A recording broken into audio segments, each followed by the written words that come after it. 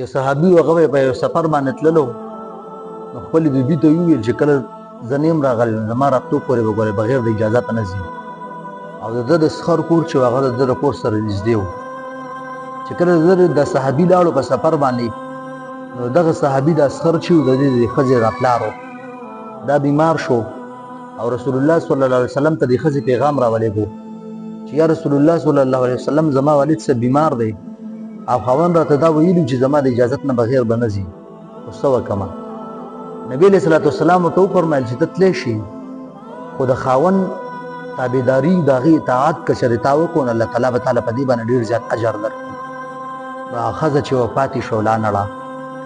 بیا چې ورځې تېرې شوې د دې د والد صاحب ډېر زیات سخت بیمار شو بیا د ښځې رسول الله صلی الله علیه وسلم ته پیغام راولېږو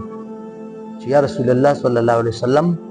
خاوند راته دا پیغام راکړی چې زما د اجازت نه بغیر به چېرته